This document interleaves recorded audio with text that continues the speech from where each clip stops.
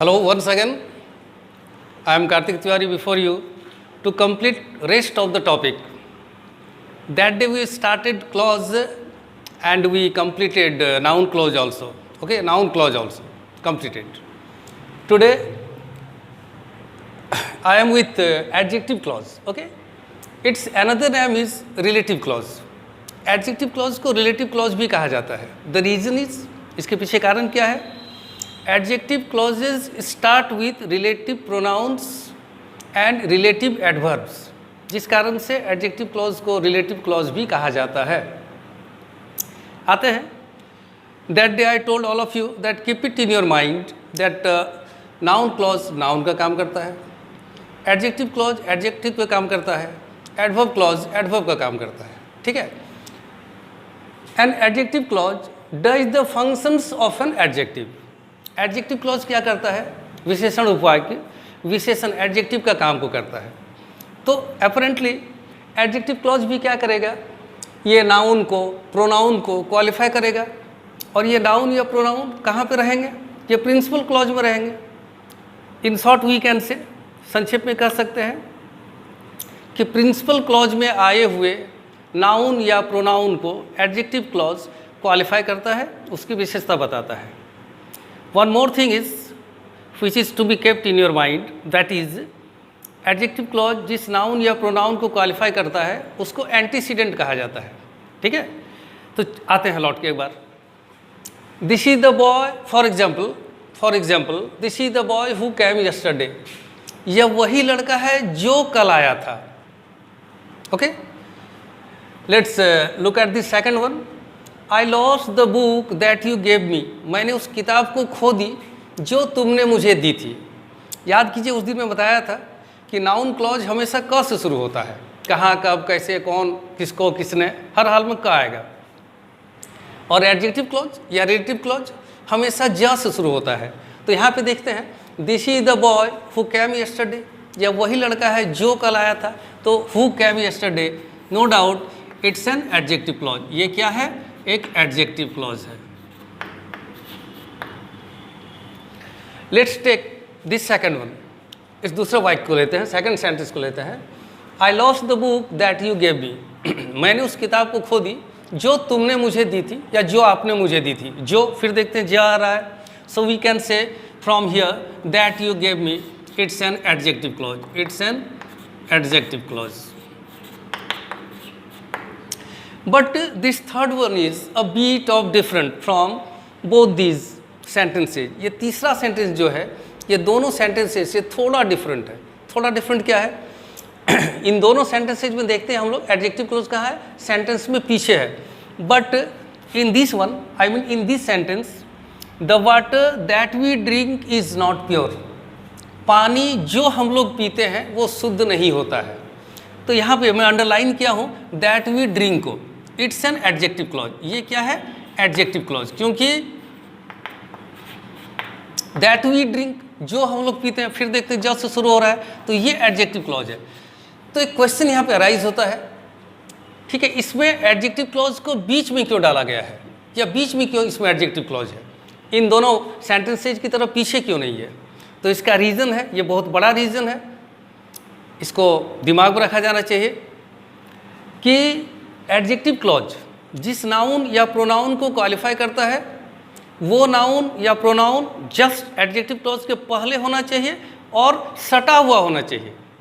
Okay, यदि हम लोग इस सेंटेंस को ऐसा लिखें, the water is not pure that we drink, तो दैट वी ड्रिंक जिसको मैं एडजेक्टिव क्लॉज कह रहा हूँ ये कहाँ पीछे चला जाएगा और इसके पहले क्या आ जाएगा? Is not pure. प्योर ये वर्ड आ जाएगा.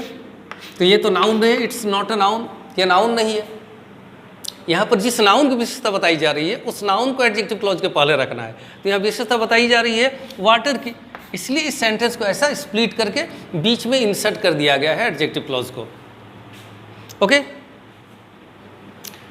सच, SUCH, सच से शुरू होने वाले, SUCH, सच से शुरू होने वाले क्लॉज भी एडजेक्टिव क्लॉज होता है. Like this is not such a pen as I should buy it. यह वैसी कलम नहीं है जो मैं इसे खरीदूं. This is not such a pen as I should buy it, this is not such a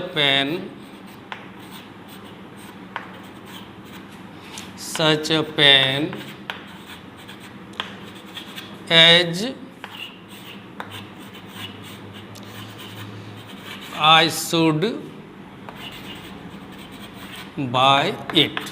Okay, this is not such a pen. such a sentence में और एज से स्टार्ट होता है, as I should buy it, ये adjective clause है। यह वैसी कलम नहीं है जो मैं इसे खरीदूं, जो मैं इसे खरीदूं, जो आ गया तो एडजेक्टिव क्लॉज है। तो फिर से इसको मैं एक बार समराइज कर देता हूं। एडजेक्टिव क्लॉज एडजेक्टिव का काम करता है और एडजेक्टिव का फंक्शन होता है नाउन प्रोनाउन को क्वालिफाई करना। So it will do the same, I mean an adjective clause will do the same, it will also qualify the noun और the pronoun, okay, that is in the principal clause. Okay, तो ये structure को ध्यान रखना है। ये this is the boy, ये principal clause है, ये एडजेक्टिव क्लॉज है। तो principal clause plus adjective clause, ये सेंटेंस हो गया, कॉम्प्लेक्स सेंटेंस हो गया। Similarly I lost the boy, ये प्रिंसिपल क्लॉज है, that you, I lost the book, sorry, that you gave me, ये प्रिंसिपल क्लॉज है, ये एडजेक्टिव क्लॉज है। तो principal clause plus adjective clause, ये हो गया complex sentence, it's also complex sentence. ये भी क्या है, एक कॉम्प्लेक्स सेंटेंस है।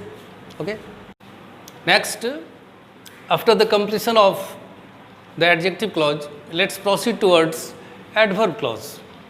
As I have already told, a noun clause does the functions of a noun, an adjective clause does the functions of an adjective. Similarly, an adverb clause does the functions of an adverb. तो adverb clause adverb का काम करता है, क्रिया विशेषण उपवाय के क्रिया विशेषण का काम करता है। It means it qualifies the verb, adjective and other adverb that is in the principal clause, यानी प्रिंसिपल क्लॉज में प्रधान उपवाक्य में आए हुए वर्ब, एडजेक्टिव और दूसरे एडवर्ब को क्वालिफाई करता है। परहैप्स यू नो, शायद आप लोग जानते हैं कि एडवर्ब क्वालिफाइज इटसेल्फ, एक एडवर्ब दूसरे एडवर्ब को क्वालिफाई करता है, यानी ये खुद की विशेषता बताता है। Okay, next, there are 10 types of adverb clauses. ये 10 तरह के क्रिया विशेषण उपवाक्य होते हैं। ओके, ये 10 तरह, ये सुनकर डरना नहीं है, बल्कि इसको याद रखने का द सिंपलेस्ट वे, सबसे आसान तरीका है। Like the first one is adverb clause of time. इसको हम लोग टाइम क्लॉज भी कहते हैं। जो इसका नेम है उसी चीज़ को ये डिनोट भी करता है। जैसे एडवर्ब क्लॉज ऑफ टाइम, तो ये टाइम को डिनोट करता है। और ये when, after, while, before, till, until etcetera subordinating conjunction से स्टार्ट होता है। The second one is adverb clause of place.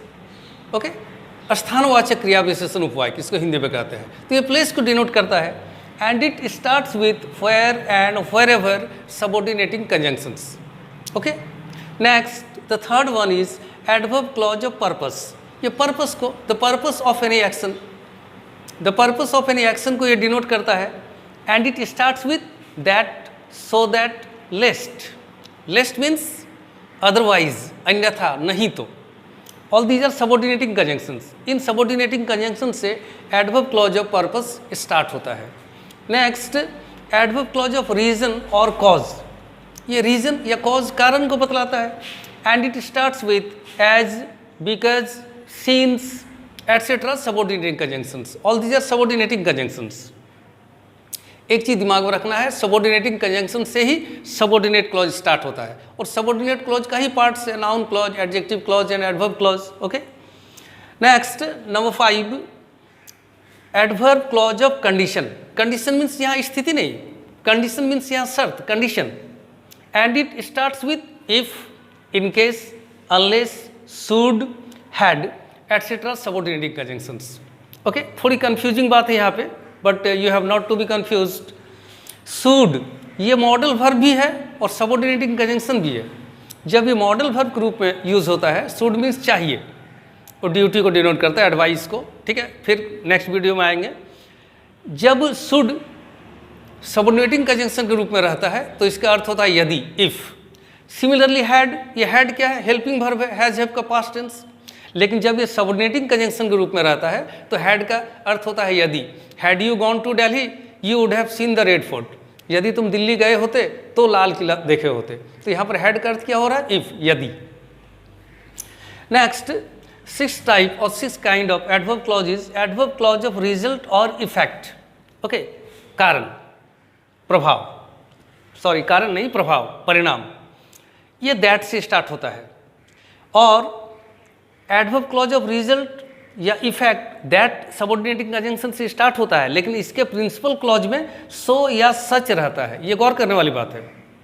Okay, principal clause में क्या है? सो या सच रहता है प्रिंसिपल क्लॉज में।